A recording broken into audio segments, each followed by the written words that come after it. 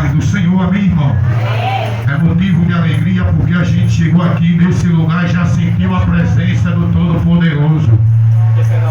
A Bíblia diz que aonde tem um ou dois reunidos em seu nome, ele se faz presente. Mas é um versículo, uma palavra bastante conhecida da igreja do Senhor, que se encontra no livro profético, livro do profeta Ezequiel, capítulo 37, irmão, versículo de número 3, que diz assim: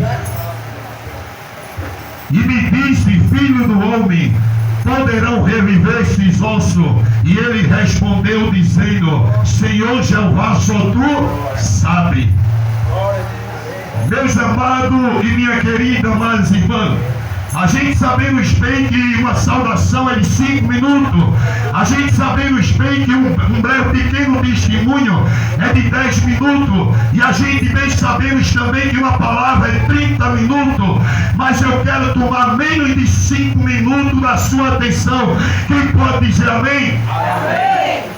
Quando a gente começa a meditar nessa palavra, a Bíblia vai falar agora de um moço conhecido por nome de Ezequiel.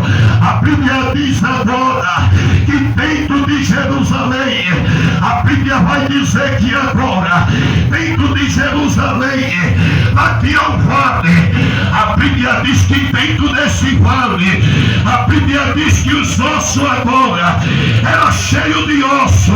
A Bíblia diz que os ossos, ele não estava mais seco, mas ele estava sequíssimo.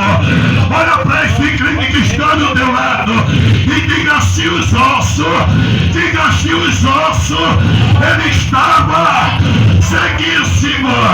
E aquilo que não tinha mais vista, a Bíblia diz agora que Deus pergunta para Ezequiel, Ezequiel meu filho, porventura poderão reviver esses ossos?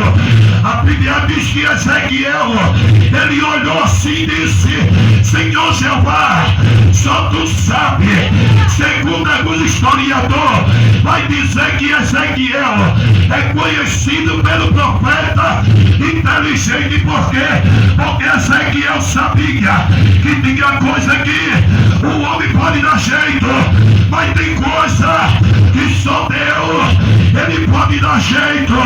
E nessa noite eu quero lhe dizer, não tem problema maior de que o nosso Deus.